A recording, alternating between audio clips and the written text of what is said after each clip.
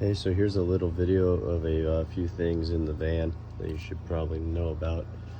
All right, let's start in the back here. So to open this, you just press this button. You'll hear it click. Sometimes this gets a little stuck, so what you want to do is push real hard in, then press that button, and it should open. There's also a button here while you're inside. To do that, you can lock the doors back here. You want to open up the back of the van, open it like this, and then you'll be able to store your camping stuff down here. I'm actually going to clean all this out for you, but I'll leave you the stove, and I'll make sure to get rid of all the germs on all that stuff. So to close it up, just do that. Coming around the front, I'll have the bed set up as I typically do, but it's not really set up currently before I send this off to get clean. But as far as another thing, here is the roof vent.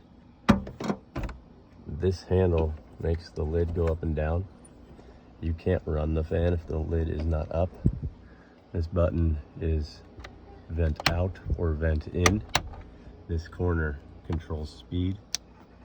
This can go from like very, very, very fast to quite slow, almost silent, and then you can control. This can cycle on and off at various temperatures. See that here? If I turn this up, you'll hear it click off, and then that'll cycle at that temperature. So I usually keep that turned all the way down, turn it off there, turn it off there, and then you can put that like with that. Moving to the front of the house, there is a set of switches right here. Those are fog lamps. That's a big light bar in the front. Those are reverse lights. Don't run the vehicle while driving with either of these two on, or else you can get a ticket or get pulled over. The radios here, pretty self-explanatory. There's Sirius XM radio there. Let me pop around to the driver's side and show you a few other things. There's the light bar and the fog lamps.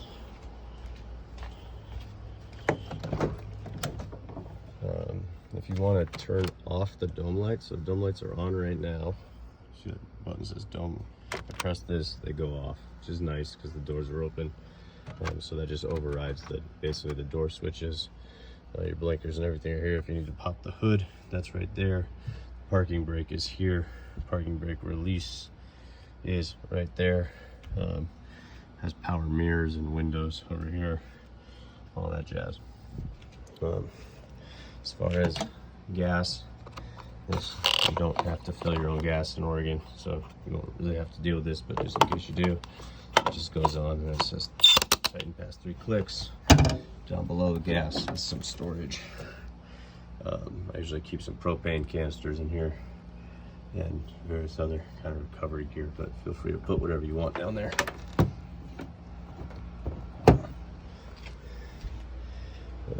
And then you can see the reverse lights. Those are there. Nice if you're setting up camp in the evening.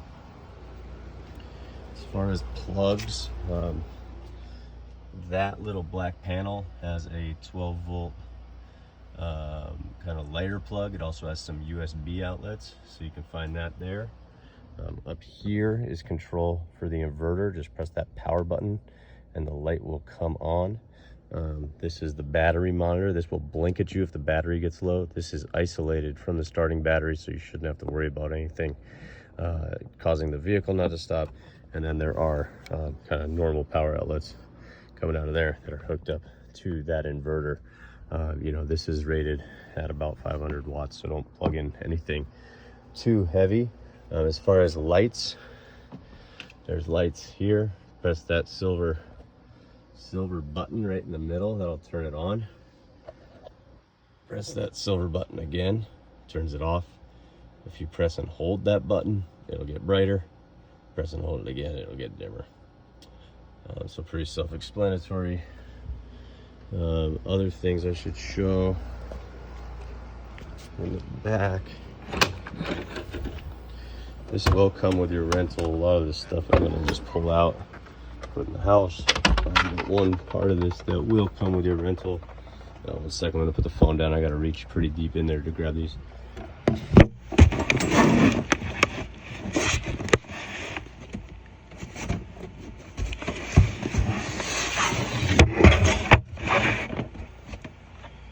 In this box are curtains. The way these work, let me grab one and I'll throw this in the washing machine.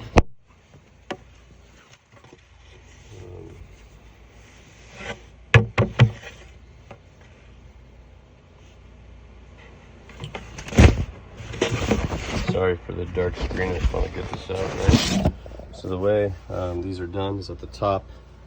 This one says driver rear top. As you'll notice, there's some Velcros stitched onto these, and then there are Velcros all along the bottom of that rear window. You can kind of see them there. They're tan, and you know the top of this goes to the top of that window, and you just kind of trace it around. That will allow you to get the curtains installed properly. There's a shovel over here and some kindling. The recovery gear for the tire is there too. I can show you how to do that if you're interested. Or just reference the owner's manual. And really, I think that is about it that you need to know. There is a fire extinguisher back here in case you need to use that. There's also a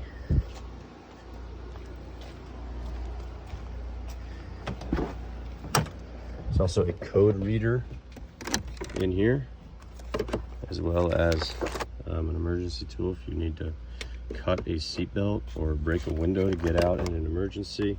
I'm going to leave you some Lysol wipes. Like I said, I'm going to take this over to the detail shop in the morning, get them to clean it out for me, so it should be nice and clean and disinfected for you all, and we can kind of do the handoff as we go. So I hope this video helps at least get us started. Again, I'm happy to kind of field any questions you may have once you get here, but this should help us get started. Thanks, Patrick. Bye.